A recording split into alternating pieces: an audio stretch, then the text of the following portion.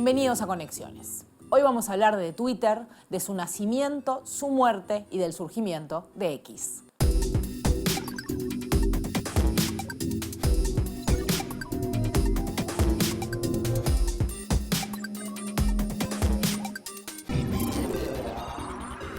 De la idea loca de comunicarse en grupo usando SMS hasta la red que hoy enfrenta la peor crisis de su historia, mucho ha pasado en el camino de Twitter, o deberíamos decir X, como su nuevo propietario decidió llamarla. En el medio, se convirtió en uno de los principales escenarios del debate público en Internet. Fue clave para movimientos sociales y protestas en todo el mundo e incluso un lugar para esparcir tanta desinformación hasta provocar una revuelta en un país como Estados Unidos.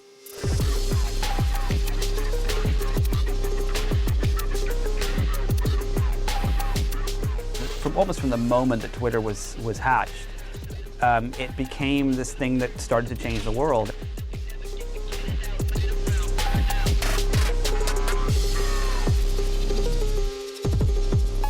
El sonriente rey de los autos eléctricos Tesla y SpaceX con sus vuelos espaciales, ahora lo es también de la red social más cara.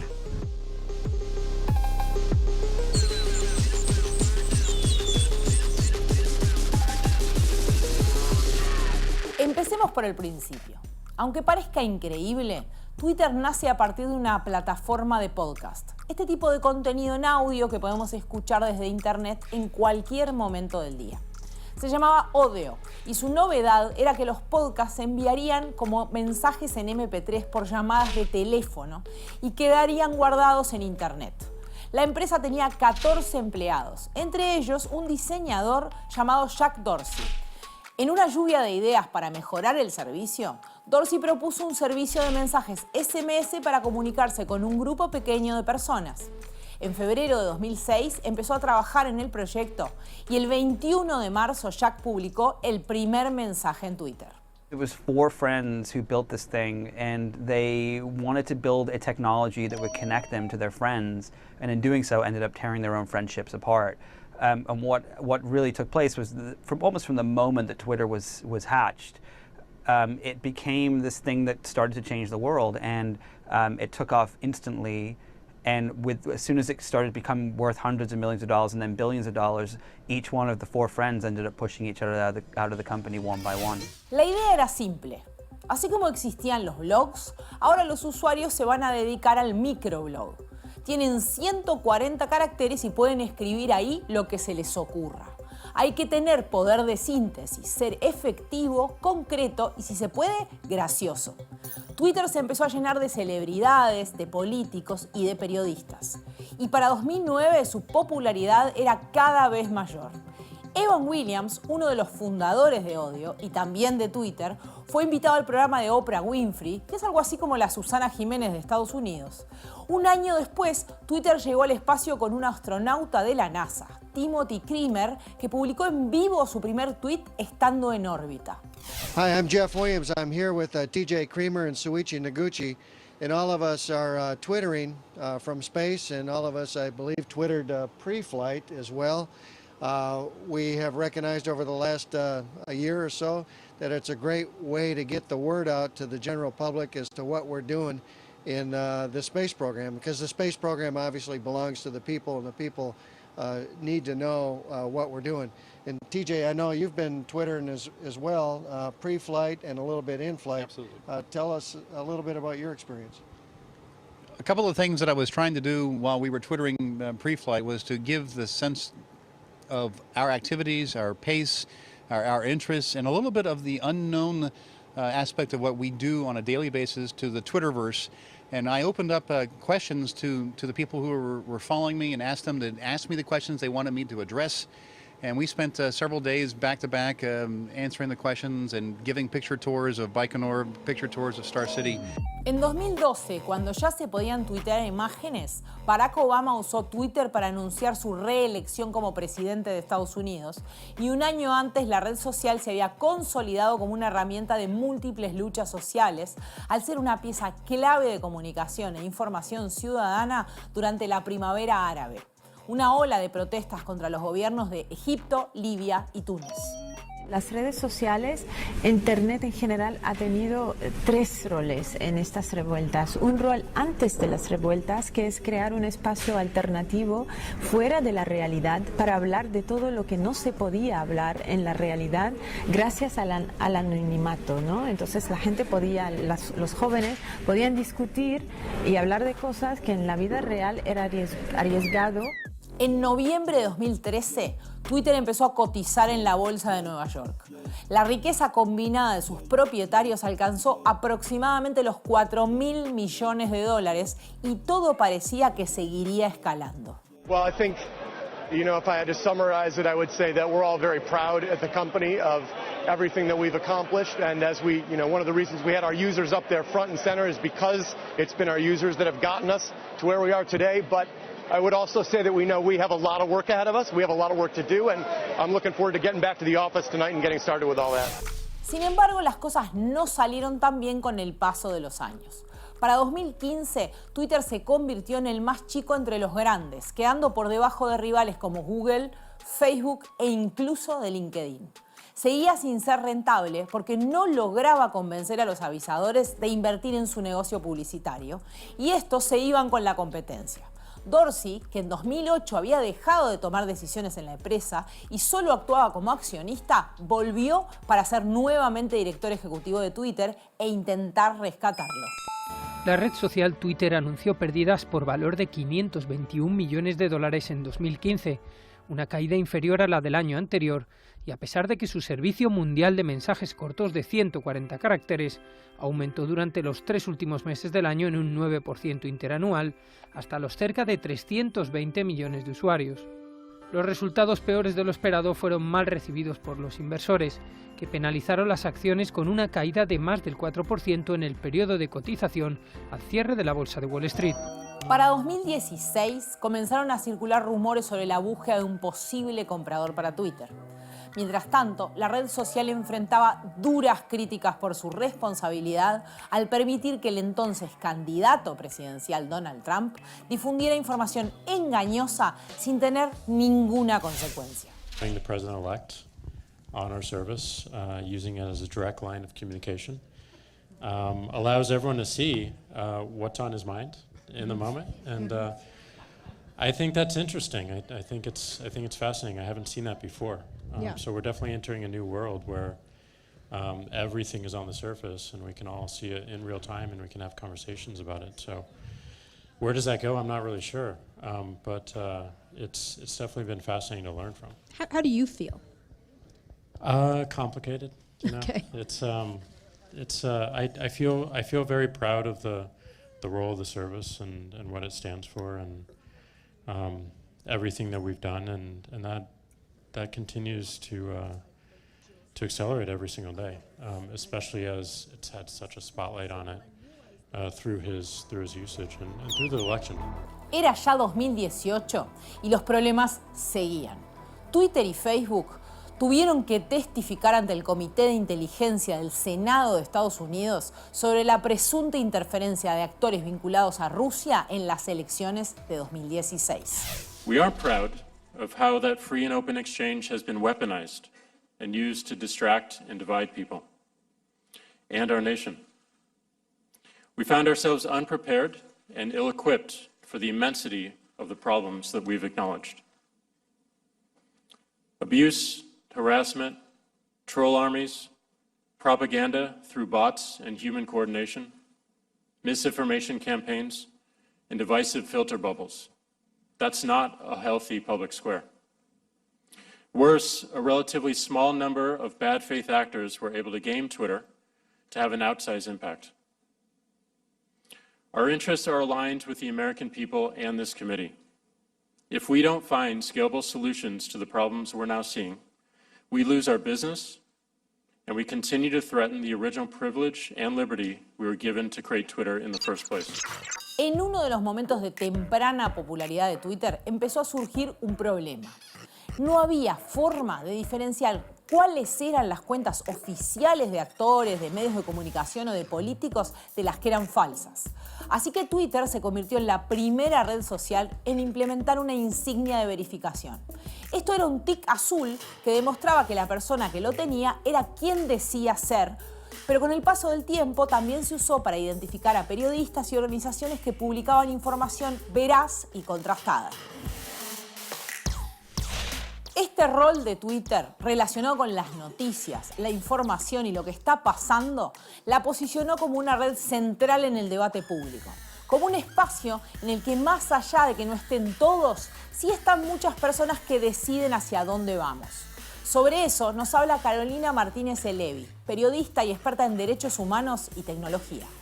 Cualquier innovación tecnológica se establece dentro de la sociedad a partir de la apropiación que hace esa sociedad de esa herramienta. Cuando hablamos de que hoy Twitter puede ser considerada como una plaza pública, tiene que ver con el uso que se le ha dado, con la apropiación que cierta parte de los usuarios le han dado a lo largo de los años desde que comenzó, y yo creo que sí se ha instalado. ¿Pero por qué? ¿Qué tipo de usuarios son los que están más presentes en esta que podríamos denominar una plaza pública? Gran parte de la clase política, de funcionarios, digo, ya sea que estén ocupando cargos o no, y que formen parte, digamos, dentro de algún partido, de alianzas, de gobierno, o podemos ampliar el espectro y que sea cualquier persona interesada en los debates públicos de la ciudadanía, usa esa herramienta para debatirlos. Pero en 2022, las reiteradas crisis terminaron con Twitter siendo comprado por el hombre más rico del mundo. En el próximo bloque vamos a hablar de quién es Elon Musk, por qué compró Twitter y cómo lo convirtió en X. ¿Quién fue el primer uruguayo en alcanzar el 1.000.000 de seguidores en Twitter? Rubén Rada, Diego Forlán, Luis Lacalle Pou.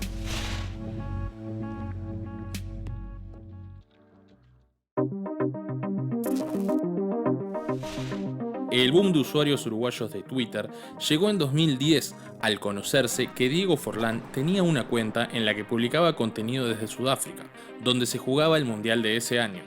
En 2011, Forlán llegó al 1.000.000 de seguidores en la red social. Basado en que había que permitir la libertad de expresión, Twitter no censuraba a políticos por sus mensajes.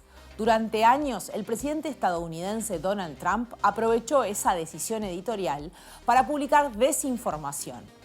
Y en 2020 empezó a usarlo para alimentar la teoría de que no perdió las elecciones con Joe Biden, sino que fue víctima de fraude. Debido a las presiones recibidas, en noviembre de 2020 Twitter comenzó a marcar algunos de sus tweets cuando entendía que desinformaba.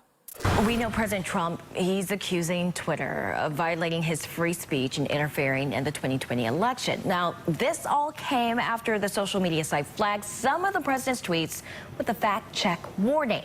That's the first time Twitter has ever done this to the president. His tweets claimed mail-in ballots would lead to widespread voter fraud. We'll take a closer look. Beneath the tweets, there's a message that reads, "Get the facts about mail-in ballots."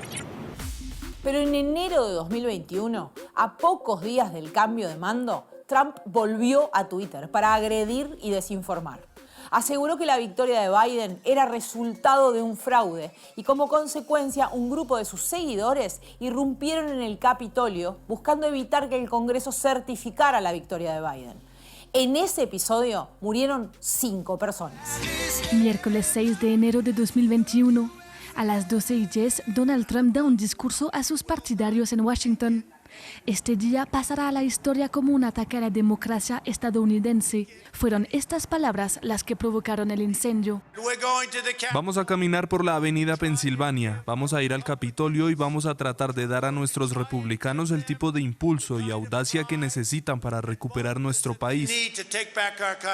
2 meses después de las elecciones presidenciales, Donald Trump seguía sin aceptar la derrota y Joe Biden aún no había tomado posesión de su cargo. A las 13:30, una sesión conjunta del Congreso comienza a certificar la victoria electoral de Joe Biden, pero no esperaban lo que vendría después. Libertad, carguen el Capitolio. Anarquía. Los partidarios de Trump suben las escaleras y escalan los muros del Capitolio. La policía es incapaz de detenerlos. A las 14 horas, la turba irrumpe en el edificio. Las oficinas son saqueadas, se rompen puertas y ventanas. La policía del Capitolio se ve desbordada.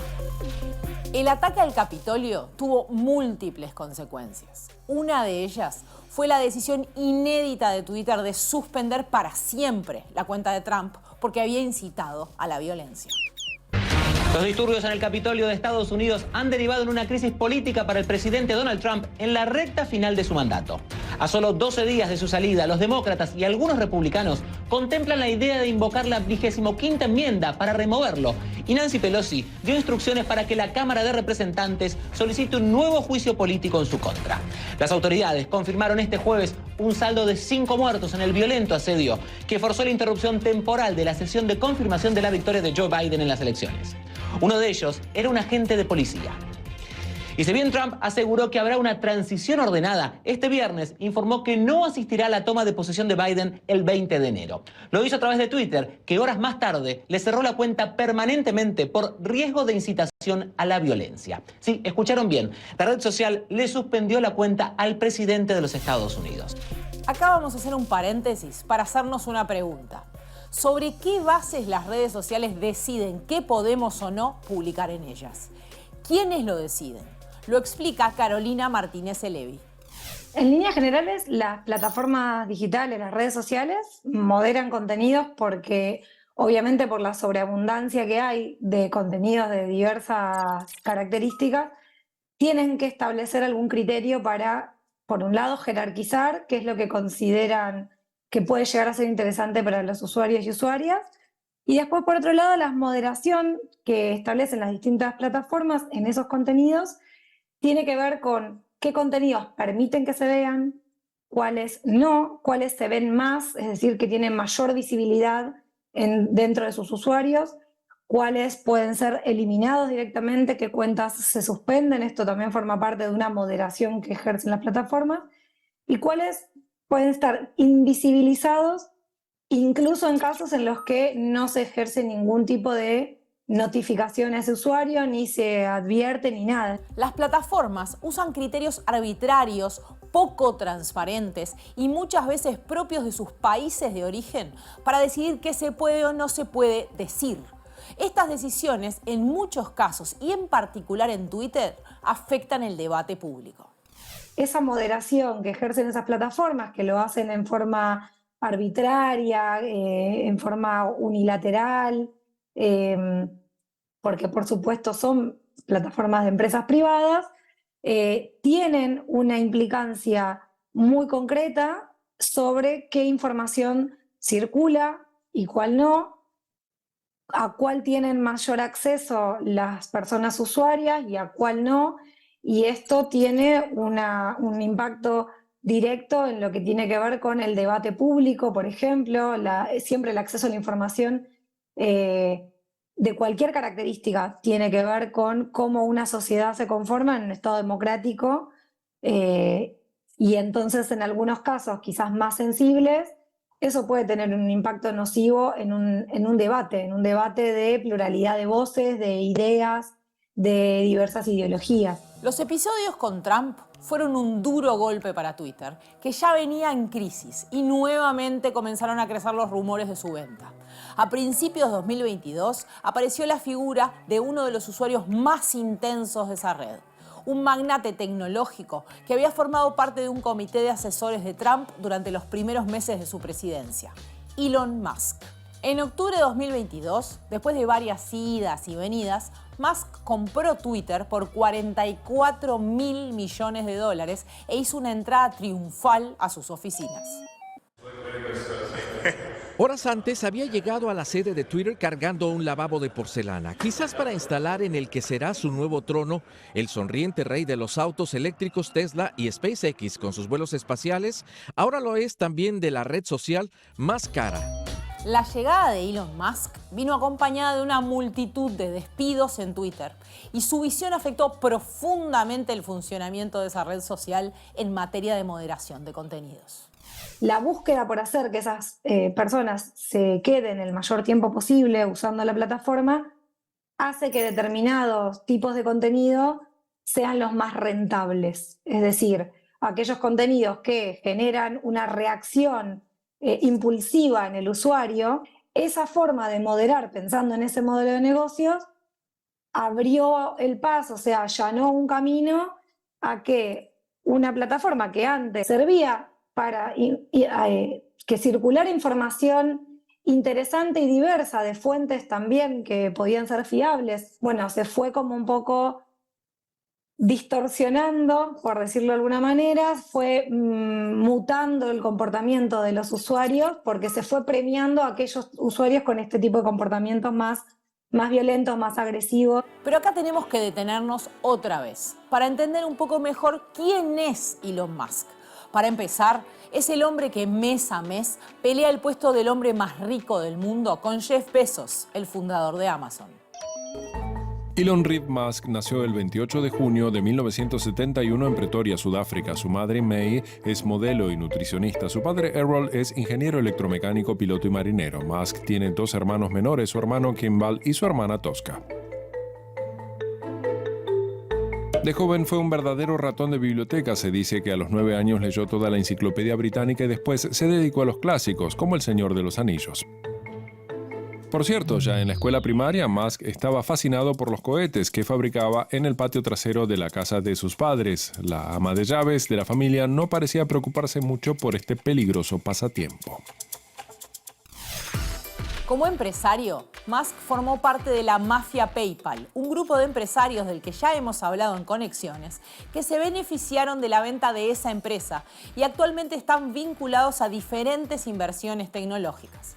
Pero PayPal fue la fusión de 2 empresas. Una se llamaba Confinity, la otra, que era la empresa que tenía Elon Musk, era un banco online y su nombre era X.com. En 1992 empezó sus estudios de negocios y física en la Universidad de Pensilvania. Tras graduarse, ingresó en la Universidad de Stanford, en California, para hacer un doctorado en física energética. Pero a los 2 días lo abandonó para crear su primera empresa, Zip2, en Palo Alto, California, la empresa que cofundó con su hermano Kimball y el promotor inmobiliario Greg Corey. Desarrollaba guías de ciudades en Internet.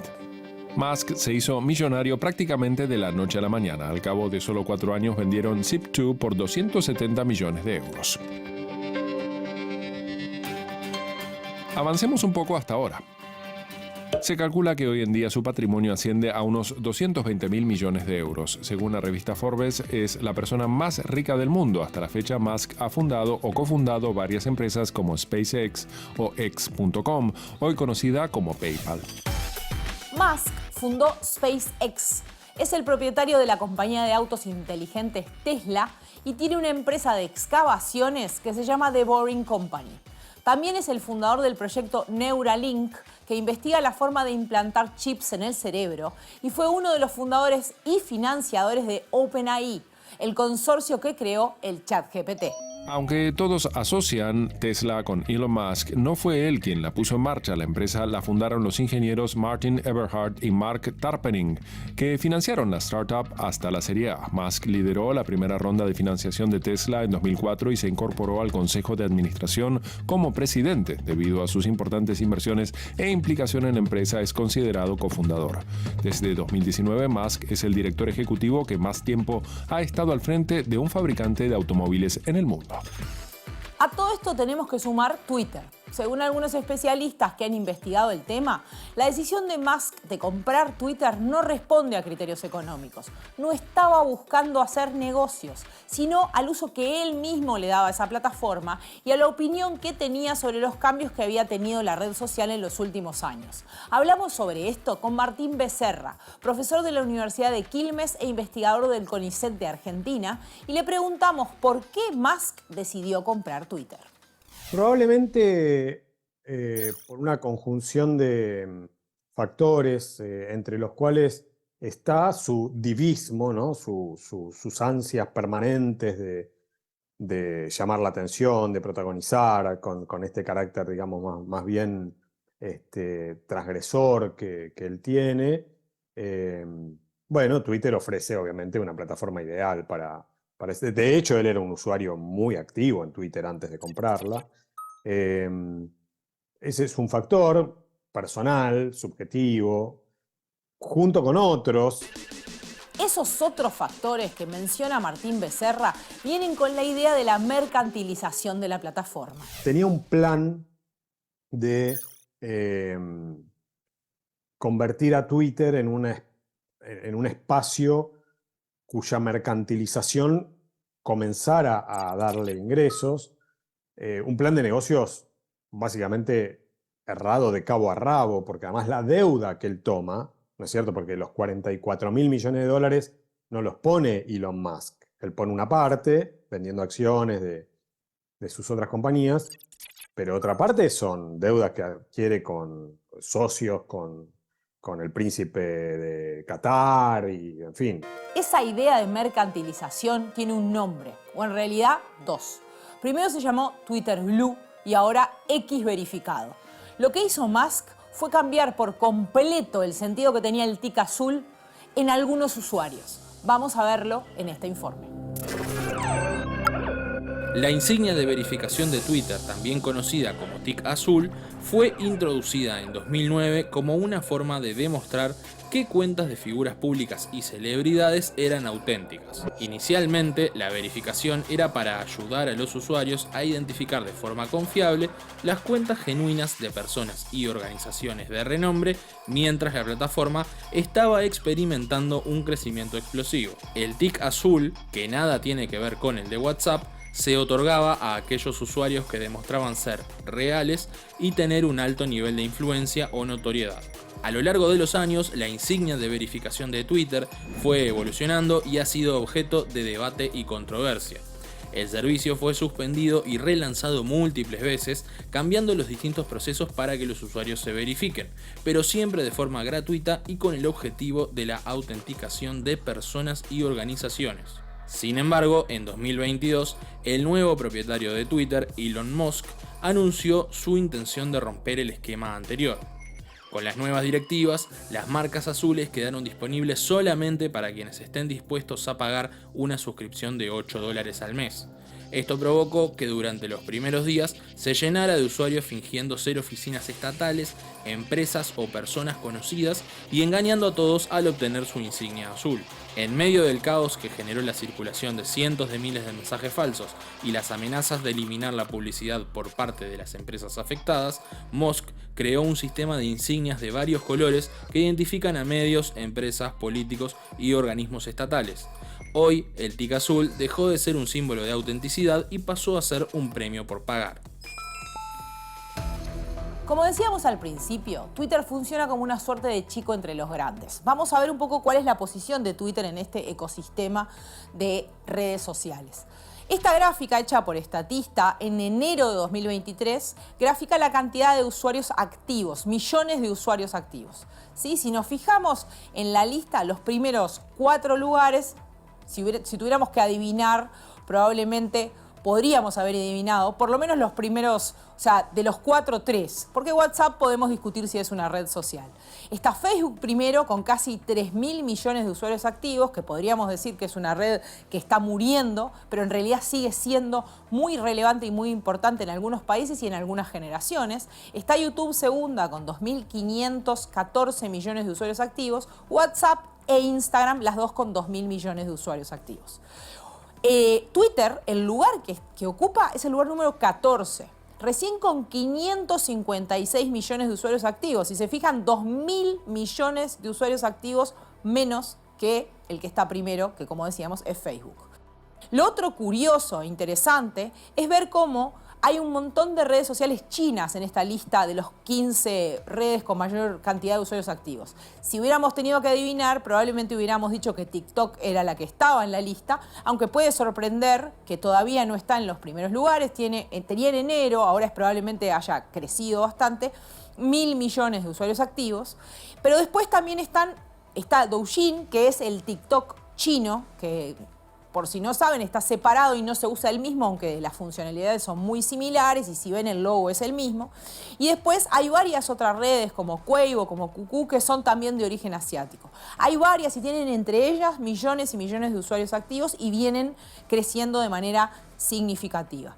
La última de la lista es Pinterest y si se fijan, aun cuando uno no la siente como una red con tantos usuarios, no tiene tanta cantidad de diferencia en usuarios activos como con Twitter. Sin embargo, Twitter, aunque tiene pocos usuarios, como decíamos, sigue teniendo un rol muy importante en el debate público, incluso mayor que varias redes sociales que lo superan en usuarios. Es un lugar destacado porque, digamos, Twitter o X concentra por un lado es una red de breaking news, digamos, de permanente actualización de novedades, noticias, opiniones, por un lado. Y por otro lado, diría que la élite política, la élite periodística, la élite intelectual de los países, de los distintos países, por lo menos de Occidente, participan de comentarios sobre esas novedades, posicionamientos, discusiones. El hecho de que esa élite, que para abreviar le podemos decir política o político-cultural, está presente de manera muy activa además, hace que los contenidos de esta red terminen propagándose en otros ámbitos y en otras redes y en medios tradicionales también. Entonces es una red muy influyente. Esto que dice Martín Becerra es muy importante, porque Musk también era consciente del poder de algunos discursos que se ven en Twitter. De hecho, hablaba de esta red social como una suerte de plaza pública. Él se define como un absolutista de la libertad de expresión. Por eso, luego de que compró la empresa, redujo el personal que se dedicaba a la moderación de contenidos y le devolvió la cuenta a muchos usuarios que habían sido suspendidos de forma indefinida, como Donald Trump. Y esa libertad de expresión terminó mutando en libertad para hostigar a determinados usuarios. Hay insulto, hay agresión, pero hay algunas comunidades y algunos voceros y voceras, sobre todo, de espacios, por ejemplo, de la agenda feminista, que son hostigadas de una manera diferente a como somos agredidos otras personas que tenemos una intervención activa en esta red. La evidencia que tenemos, como te decía antes, es que silencia, o sea, su accionar, permitiendo la labor concertada, organizada, coordinada de hostigamiento sobre algunos grupos, sobre algunas posiciones que vamos a llamarle progresistas, lo que Elon Musk logra con esta plataforma, en definitiva, es una suerte de autocensura de una gran cantidad de gente. ¿Se acuerdan de ese banco online que tenía Musk antes de fusionarlo para crear PayPal? En julio de este año, ese nombre volvió y Twitter pasó a llamarse X, y ese mes pasó otra cosa.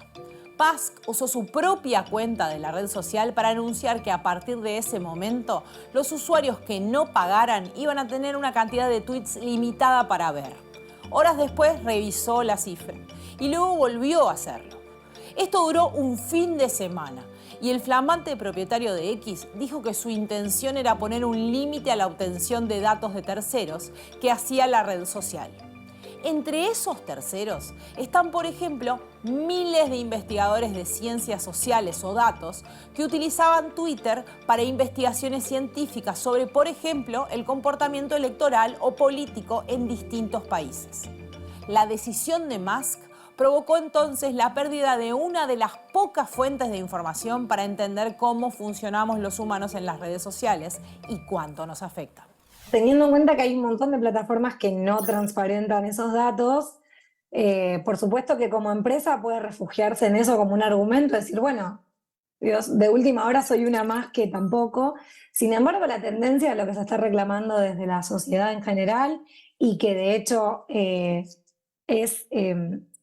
forma parte también del texto de la Ley de Servicios Digitales de la Unión Europea, ¿no? Esta idea de que precisamente la tendencia vaya a la inversa, más transparencia, más datos, más comprensión de cómo la información circula, de quién patrocina, o sea, de si hay, por ejemplo, una información que en realidad está posicionada de esa manera porque es producto de una publicidad, bueno, transparentar eso, ver cuál es el alcance. Pero X no quedó solo en un cambio de nombre a una red social.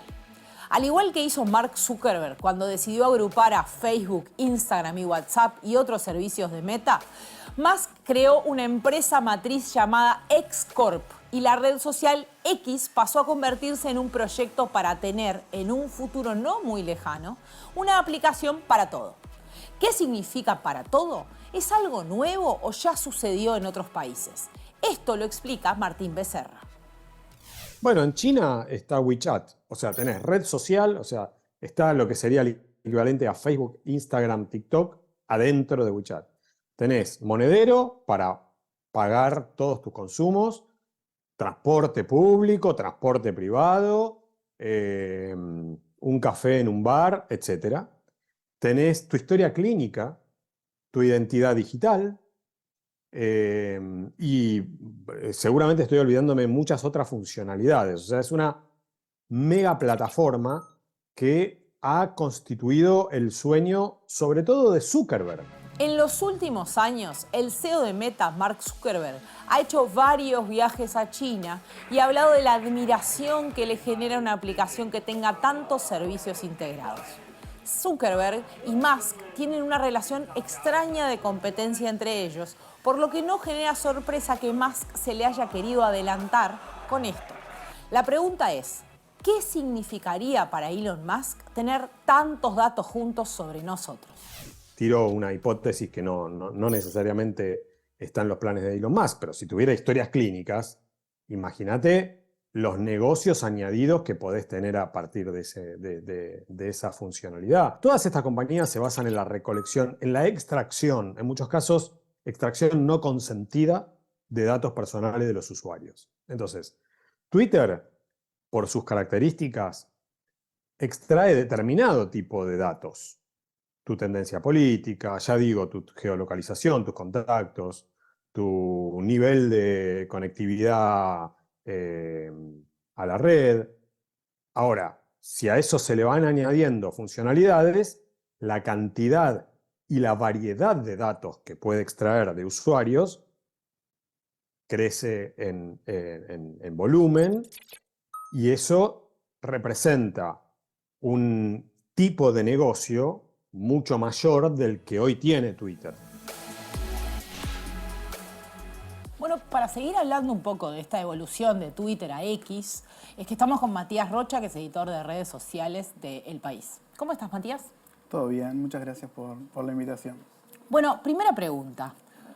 ¿Por qué pensás, o sea, qué cosas pasaron en Twitter desde que Twitter empezó a dejar de ser Twitter y a pasar a ser X? ¿Qué cambios hubo desde que Musk lo compró? Bueno, hubo muchísimos cambios, pero no solo en la parte, digamos, técnica de la aplicación, sino de la sensación que vos tenés cuando estás en la aplicación. Entonces, tiene que ver también, fue súper hablado toda la parte más empresarial previamente, ¿no? Cuando era de Jack Dorsey, lo vendieron, todas las tramoyas que hizo Musk en el medio porque no le daba la plata. Bueno, todo eso también tiene que ver con su ideología y aplicó su ideología personal a la red, que antes estaba más pensado democráticamente, digamos, o se tenía un poco más de cuidado con la libertad de expresión que había en la aplicación. Y si bien Musk tiene un discurso que te dice que él es pro libertad de expresión... Libertad de expresión absoluta. Exacto, hay un montón de medidas que ha tomado que, bueno, dejan en duda un poco cuánta libertad de expresión. En realidad es como ¿cuáles? Es como, y por ejemplo, cuando empezás a pedirle a las personas que te paguen para darles más visibilidad, eso directamente afecta la libertad de expresión de otras personas que antes era más democrático. Digamos, aunque vos tuvieras plata o no tuvieras plata, podías expresarte igual y tu mensaje podía llegar. Ahora, o sea, literalmente, si vos pagás, te va a leer más gente. Es así de simple. ¿Y vos dirías que hay un perfil, ahora que decís eso de hay algunos que pagan? Sí. ¿Dirías que hay un perfil de quienes ahora tienen el cheque azul, o sea, de quienes ahora pagan? Creo que no, porque he visto de todo un poco. Obviamente que los medios, cuando pasó este cambio, y bueno, los que estábamos verificados en cierto punto por ser personas o empresas importantes. Muchos periodistas. Exacto. Eso también tenía cierto prestigio y cuando se cambió esta modalidad de que ahora no significa que tenés prestigio, sos importante o sos relevante, sino simplemente tenés dinero para pagar, Primero, en mi opinión, se degradó un poco el tema de tener la insignia azul. Entonces, muchas personas que tenían, ahora directamente ni les importa tener, porque nada, no quieren pagar o no quieren que la gente sepa que están pagando para tener esa visibilidad.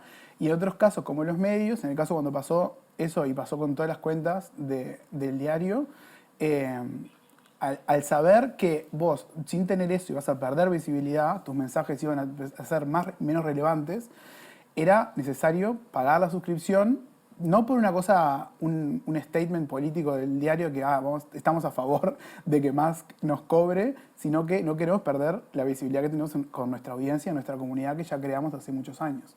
Entonces ahí estaba la decisión de un medio, después de una persona particular, y diría que puede ser lo mismo, de quiero más visibilidad, o hay muchas personas que siempre quisieron esa insignia y nunca la conseguían.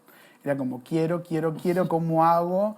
Claro. Y ahora por $8, $10 la tengo. Nada, soy parte de la elite con poco dinero relativamente, ¿no?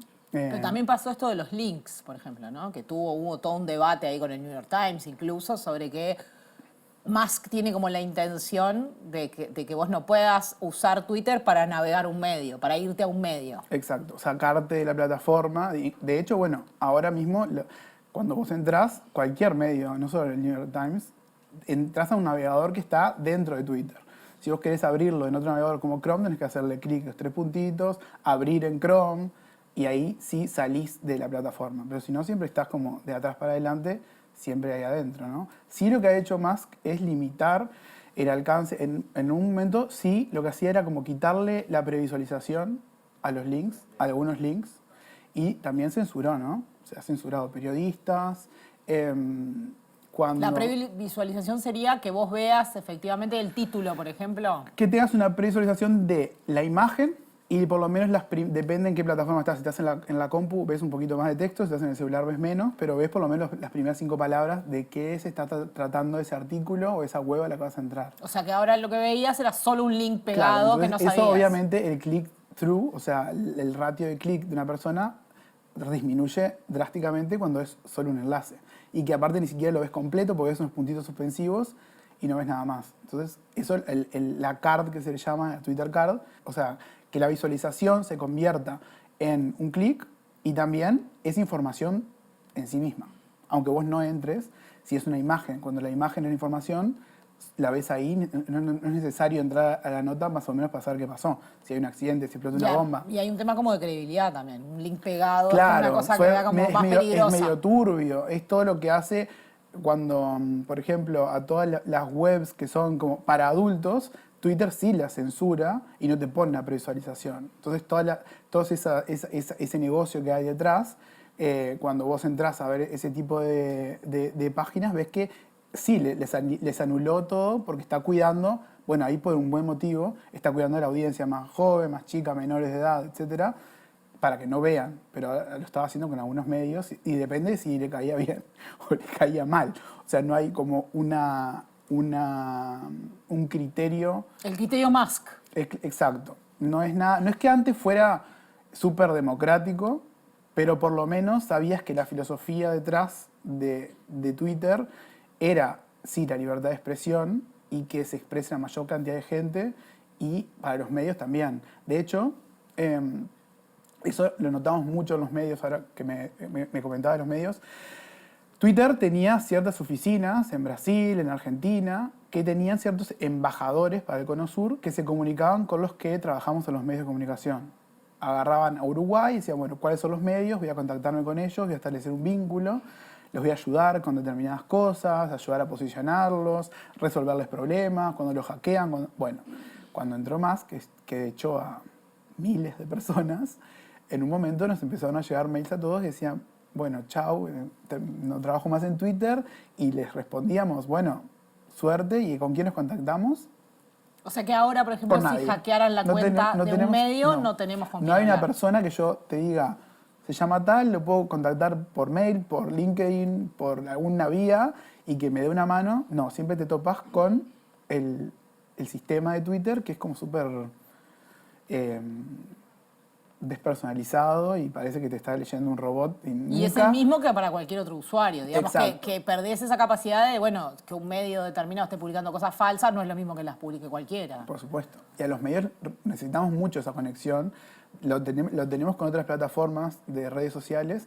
Con Twitter se perdió cuando sacaron tanto personal. Y por un lado, sí, obviamente que lo hizo para ahorrar y para incrementar las ganancias, igual que está haciendo todo, pero no tuvo en cuenta las consecuencias que tiene eso sobre el ecosistema por el que se hizo Twitter y vive, ¿no? ¿Qué otra red social suspendió la cuenta de Donald Trump? LinkedIn, Instagram, Facebook.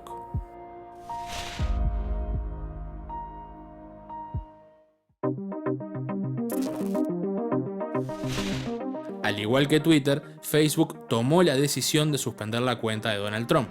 Sin embargo, fue revisada por su Consejo de Supervisión Independiente, que dictaminó que la suspensión debía hacerse efectiva solamente por 2 años, culminando en este 2023. Bueno, estamos otra vez con Matías Rocha y vamos a ver un poco, estuvimos hablando de los cambios y el impacto de los cambios en X en los medios, pero capaz está bueno ver que también hubo impactos en los usuarios. Entonces creamos una cuenta para ver un poco cuáles fueron esos impactos desde que compró Musk hasta ahora. Bien. Te presto mi pantalla, Matías. Para empezar, como usuario, uno se encuentra con esto que sería como la pantalla de inicio. Y ya te das cuenta, si vos no tenés una cuenta verificada como esta, que digamos, es gratuita. Sí, no pagamos. Vas a encontrar acá algunas limitantes. Cuando empezás a escribir, vas a ver que se está llenando este circulito y llega un punto en el que no podés escribir más. Si vos pagaras, podés escribir más. O sea, podés escribirte un artículo entero. Sí, de hecho hemos visto, han empezado a aparecer tweets que son kilométricos. Exacto. Y de hecho tienen bastante más alcance, porque cuando tenés algo que es muy largo y la gente se engancha, el algoritmo lo premia. Lo lleva para arriba. Y una persona que no tiene una cuenta paga no puede lograr eso, salvo con un hilo, pero le cuesta muchísimo más llegar, ¿no? ¿Y vos dirías que con eso se mueren los hilos, ya que los nombrás? ¿Sabes que yo hace mucho tiempo que no veo hilos súper exitosos como antes? Antes yo sentía como que había personas que contaban muchas más historias, esas historias llegaban mucho más. Ahora veo una cada tanto allá, que se viraliza, que logra que un medio le preste atención, lo entreviste. Eso creo que se ha ido perdiendo un poco. Y tiene que ver de repente con esta premiación de alcance a este tipo de cosas sobre los hilos. Exactamente. Bueno, después... Vos hablabas... Ay, perdón. ¿qué? No, tranqui, pero te voy a interrumpir. Vos hablabas hoy del algoritmo. Y una cosa que apareció es para ti, ¿no? Exacto. ¿Qué es para ti? El para ti es una mezcla de cosas que vos seguís porque te interesa y cosas también que el algoritmo interpreta que a vos te puede llegar a interesar. Entonces, una persona que estaba acostumbrada a usar Twitter hace 10 años, está acostumbrada a que solo iba a ver cosas que esa persona quisiera. Sí, de golpe nos aparecieron gente que no seguíamos. De golpe te empiezan a aparecer cosas que vos no te pueden no gustarte o pueden molestarte, o incluso cosas que Elon Musk quiere que vos veas. Después hay otra cosa interesante. Antes, pre-Musk, digamos, cuando vos entrabas, acá tenemos estos botoncitos, estos números, que son las interacciones, los retweets, los me gusta y el alcance. Cuando vos entrás a un tweet, acá abajo, siempre vos veías las interacciones o las respuestas, siempre primero la que generaba más interés en la gente. O sea, respondía y otra persona se enganchaba con esa respuesta y eso era lo que beneficiaba. O sea, era un criterio de relevancia. Y hoy en día vas a ver siempre los primeros puestos las cuentas que pagan o que están verificadas, siendo con el... Bueno, ¿El dorado qué es? El dorado es una cuenta verificada, pero que está además afiliada a una suscripción que se llama Twitter for Organizations. Son organizaciones, empresas, medios, que tienen muchos más privilegios a la hora de automatizar cosas, en la parte más que es de development. ¿Cuánto hay que pagar para tener uno de esos? Para esto sale $1000 por mes. Ah, nada. O sea, barato. Que es para organizaciones realmente que tienen mucho dinero. O sea que, claro, cuando hablamos de medios que no pueden pagar, estamos hablando de medios comunitarios chicos y de repente no tan chicos en países como Uruguay que no pueden pagar. En un país como Uruguay, una inversión de $1000 por mes, que de repente es el sueldo de una persona, es mucho para solo tener una insignia dorada que, digamos, a los efectos de... No tienen mucho más, tienen más posibilidades de hacer acciones, pero no te da mucho más beneficios que el azul, digamos. Es para empresas muy masivas que sí necesitan esa masividad. En Uruguay, en la industria acá no es necesario tener una insignia de esa. El país la tenía, pero en un momento, pero la tenía porque era una organización verificada en el criterio anterior. Después, cuando le sacaron los privilegios a todos, eso se perdió, digamos. Sacaron todo, la insignia dorada, la azul, todas. Ahora tenemos la azul nada más.